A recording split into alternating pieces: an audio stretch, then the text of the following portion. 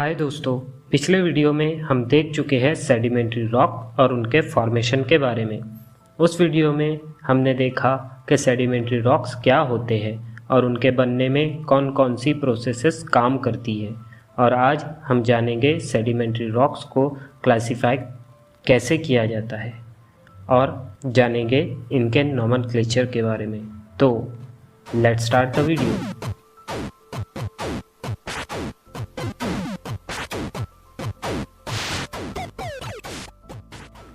Sedimentary rocks को classify करने के बहुत से अटेम्प्ट किए गए, लेकिन किसी को यूनिवर्सल एक्सेप्टेंस नहीं मिला।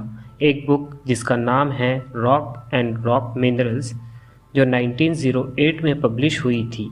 इस बुक के ऑथर लुइस आर प्रिसन ने काफ़ी आसान वे में सेडिमेंट्री रॉक्स को क्लासिफाई किया था। ये क्लासिफिकेशन बेस्ड था रॉक्स की फिज़िकल कैरेक्टरिस्टिक और उनके कंपोजिशन पर, जिसमें रॉक्स को डेट्रियल और नॉन डेट्रियल रॉक्स में क्लासिफाई किया गया था। ऐसे ही बहुत से अटेम्प्ट किए गए हैं, जिसमें सबसे सिग्निफिकेंट एडवांस 1948 में मिला, जब जर्नल ऑफ जियोलॉजी नामक पब्लिकेशन ने 3 डेफिनेटिव आर्टिकल्स पब्लिश किए, जो American geologist Francis Pettijohns, Robert R Shrock और पॉल क्रेनाइन द्वारा लिखे गए थे। और उनके क्लासिफिकेशन ही इस टॉपिक पर होने वाली सभी मॉडर्न डिस्कशन का बेस है।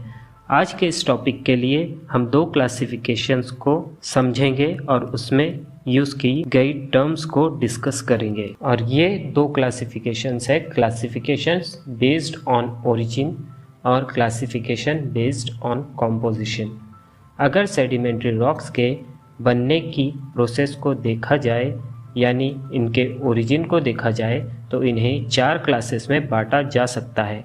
क्लासिक सेडिमेंट्री रॉक्स, बायोकेमिकल या biogenic sedimentary rocks, chemical sedimentary rocks, और 4th कैटेगरी ऐसे सेडिमेंट्री रॉक्स के लिए है जो माइनर प्रोसेसेस जैसे इम्पैक्ट और वोल्केनिज्म से बनते हैं। क्लासिक सेडिमेंट्री रॉक्स, इस तरह के रॉक्स उस वक्त बनते हैं जब दूसरे रॉक्स के फ्रैगमेंट सिलिकेट मिनरल्स द्वारा जोड़े जाते हैं। ये silicate minerals as a cementing materials act करते हैं। ज़्यादातर clastic rock quartz, feldspar, rock fragments, clay minerals और माइका से बनते हैं, पर इसमें कोई भी मिनरल प्रेजेंट हो सकता है और आम तौर से ये लोकली मौजूद मिनरल्स को रिप्रेजेंट करते हैं। क्लासिक सेडिमेंट्री रॉक्स को उनमें मौजूद ज़्यादातर ग्रेन्स की साइज़ के मुताबिक सब डिवाइड किया जा सकता है। ज़्यादातर जियोलॉजिस्ट वुडन वैन वॉथ की ग्रेन साइज स्केल का यूज़ करते हैं, जो अनकॉन्सोलिडेटेड सेडिमेंट्स को फ्रैक्शन में बांटती है, जैसे ग्रेवल्स, सैंड और मड। मड में सिल्ट और क्ले शामिल हैं। क्लासिक सेडिमेंट्री रॉक्स का क्लासिफिकेशन इसी स्कीम के पैरेलल वर्क करता है, जैसे कॉन्ग्लोमरेट्स और ब्रेसियर्स ज़्यादातर ग्रेवल्स के बने होते हैं। सैंडस्टोन बनते हैं सैंड से और मड रॉक बनते हैं फाइनेस्ट मटेरियल से, यानी क्ले और सिल्ट से। और यही सब डिवीज़न को पुराने लिटरेचर की ब्रॉड कैटेगरी में रूडाइट्स यानी रूडेसियस, अरेनाइट्स यानी अरेनेसियस, लूटाइट्स यानी लूटेशियस, इसे अर्जलेसियस भी कहा जाता है, में देखा जा सकता है। ये ब्रॉड कैटेगरीज रॉक में मौजूद कास्ट के शेप, साइज या टेक्सचर के डिफ्रेंसिएशन पर बेस है। कॉन्ग्लोमेरेट्स और ब्रेसियाज। कॉन्ग्लोमेरेट्स डोमिनेंटली राउंडेड ग्रेवल से बने होते हैं, वहीं ब्रेसियाज एंगुलर ग्रेवल से बनते हैं। सैंडस्टोन के क्लासिफिकेशन की स्कीम में बहुत से वेरिएशन हैं, लेकिन ज़्यादातर जियोलॉजिस्ट्स डॉट स्कीम को चुनते हैं। यह स्कीम सैंडस्टोन में मौजूद मिनरल्स की अबंडेंस का इस्तेमाल करके इन्हें क्लासिफाई करती है। सैंडस्टोन में मौजूद पार्टिकल में शामिल है क्वार्ट्ज, फेल्डस्पार और लिथिक फ्रैगमेंट्स या लिथिक फ्रेमवर्क ग्रेन्स, जो रॉक के सैंड साइज के फ्रैगमेंट्स होते हैं, और साथ ही लार्ज ग्रेन्स के बीच में मौजूद मड मैट्रिक्स का भी इसमें इस्तेमाल किया जाता है। सैंडस्टोन के फ्रेमवर्क में मौजूद ग्रेन्स का कंपोजिशन।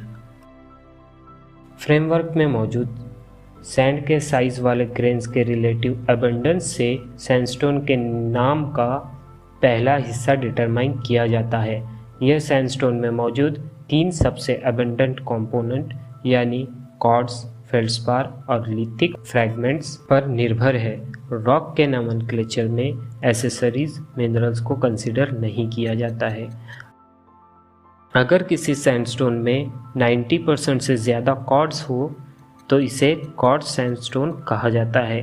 अगर किसी सैंडस्टोन में 90% से कम क्वार्ट्ज है और फेल्डस्पार ग्रेन्स लिथिक ग्रेन से ज़्यादा है तो इसे फेल्डस्पैथिक सैंडस्टोन कहा जाता है। वहीं लिथिक सैंडस्टोन में 90% से कम क्वार्ट्ज और फेल्डस्पार से ज़्यादा लिथिक फ्रैगमेंट्स होते हैं। Abundance of muddy matrix material between sand grains यानी सैंड के ग्रेन के दरमियान मौजूद मैट्रिक्स।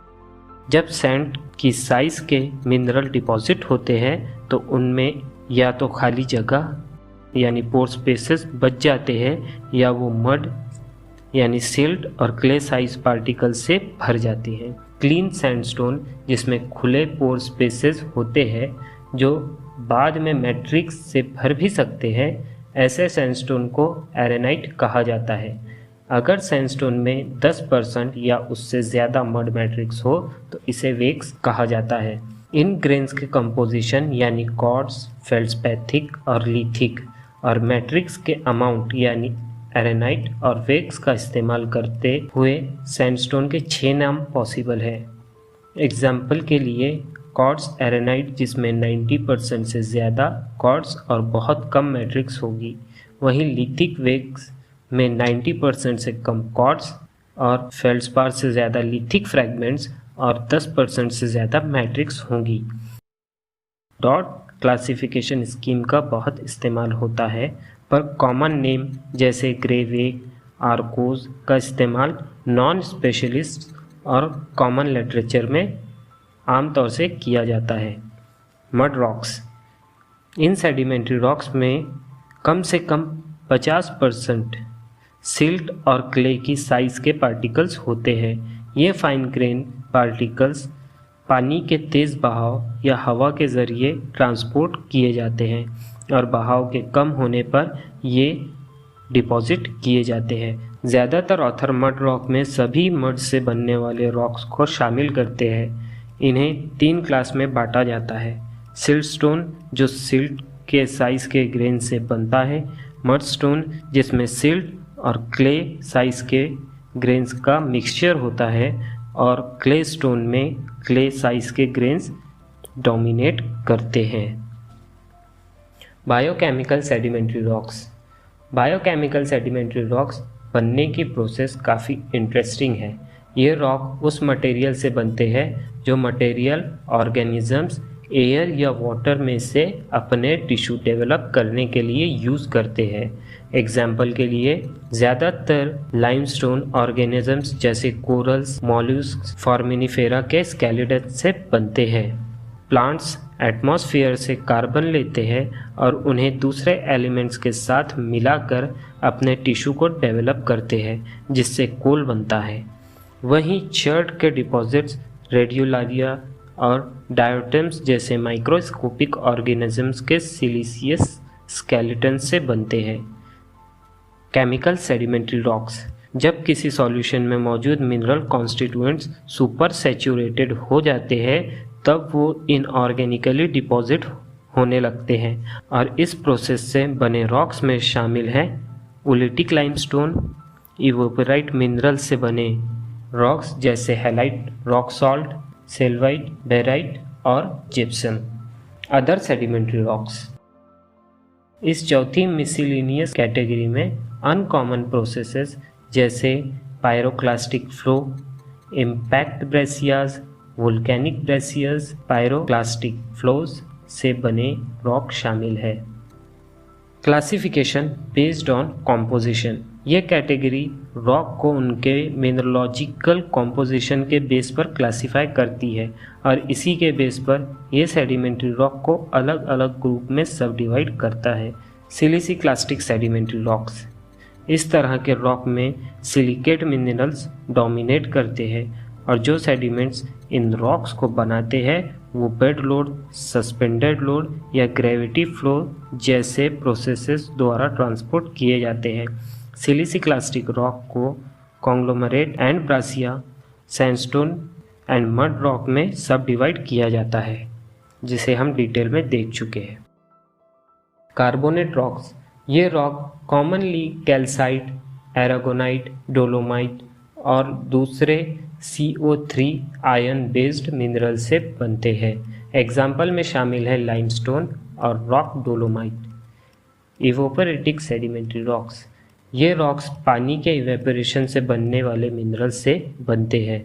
सबसे कॉमन इवोपरेट मिनरल में कार्बोनेट्स, क्लोराइड्स, सल्फाइड्स शामिल हैं। इवोपराइट्स रॉक में काफ़ी मात्रा में हैलाइट यानी रॉक सॉल्ट होता है। इस क्लास में जिप्सम और एनहाइड्राइट शामिल है।